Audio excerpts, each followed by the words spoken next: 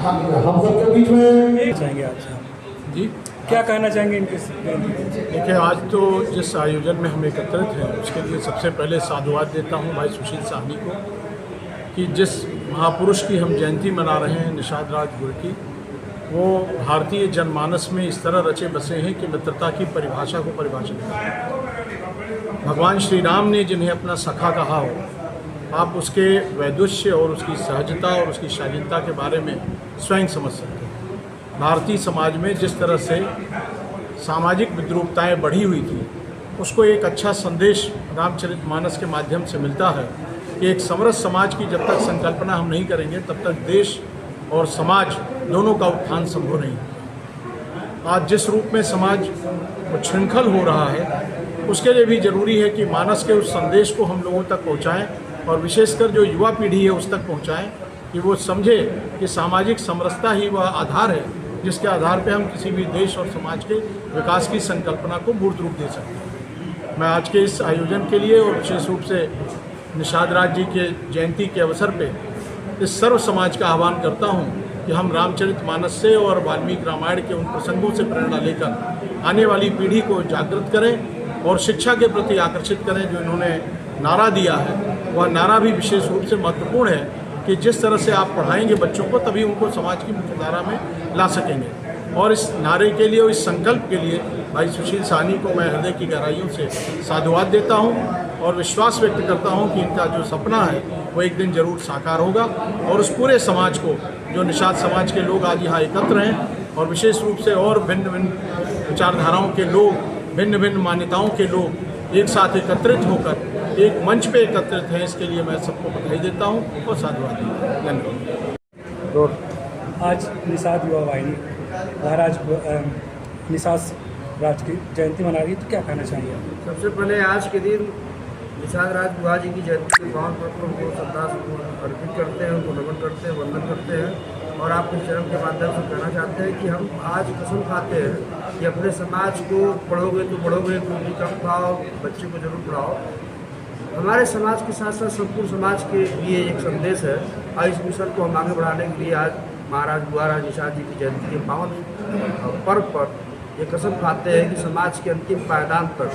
शिक्षा की अलग जगाएंगे, समाज को आगे बढ़ाएंगे। जैसा कि निषाद आरक्षण की बात किया जाता है तो हर बार निषाद आरक्षण के लिए आंदोलन होते रहे हैं और सरकार में बैठे भी मंत्री हैं, उसके बाद भी निषाद आरक्षण नहीं मिल पा रहा, क्या कहना चाहिए? देखिए, निषाद आरक्षण के लिए निषाद युवा वाहिनी संकल्पित है, कटिबद्ध है और इस आरक्षण को मुहिम में हमारे तमाम लोगों ने साथ भी दिया। बाबा साहब बी आर अम्बेडकर जी की प्रतिमा के समक्ष हम आमरण से बैठे थे। आदरणीय श्री वसुधर त्रिपाठी जी सहित तमाम वरिष्ठ अधिवक्ताओं का, कनिष्ठ अधिवक्ताओं का, समाज के तमाम लोगों का स्नेह और प्रेम और आशीर्वाद मिला। निश्चित तौर पर सरकार के आश्वासन पे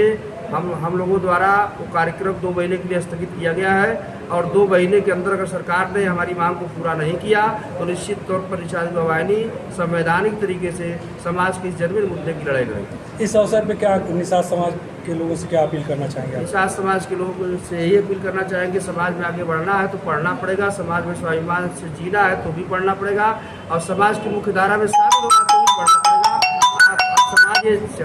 बताना चाहेंगे आज निषाद राज की जयंती है, हर साल की तरह हमारे मित्र सुशील जी गुहराज जी की साथ जयंती मनाते हैं और आज उसी दिन कार्यक्रम इन्होंने जयंती का किया हुआ है। जो निषाद युवा वाहिनी के रूप इतने लोग इनके समर्थक हैं, इतने लोग आज आए हुए हैं और इनका स्लोगन आप पढ़ रहे हैं कि पढ़ोगे तो बढ़ोगे, एक रोटी खाएंगे, बच्चों को जरूर। ये इनका स्लोगन है और इस स्लोगन के साथ ये अपने एम को लेकर के आगे बढ़ रहे हैं। मित्रता जो है भगवान श्री राम की और गुहराज की एक उदाहरण दिया जाता है और ये भी सही है कि अगर सच्चा मित्र मिल जाए तो फिर दुनिया में कोई किसी को परास्त नहीं कर सकता है। सुशील जी हमारे पक्के मित्र हैं, इनके हर कार्यक्रम में मैं आता रहता हूं और आज इस जयंती पर भी मैं आया हूं। इनके बुलाने पर हमारे साथ बहुत लोग आए हैं। यही हमारा संदेश है कि जो इनका स्लोगन है उसको समाज में उसको देखा जाए और उसको अमल किया जाए। इस अवसर पर क्या कहना चाहेंगे? सर्वप्रथम तो मैं महाराज उनके चरणों में नमन करता हूँ और उनसे यह प्रेरणा लेता हूँ कि अपने मित्र भगवान राम की जिस तरह से सेवा की और सीता मैया भाई लक्ष्मण के साथ उनको गंगा मैया पार कराया, जबकि वह साक्षात भगवान थे, यह स्वयं पार कर सकते थे, लेकिन मानव रूप में यह उन्होंने दिखाया कि एक सच्चा साथी है तो वह कहीं भी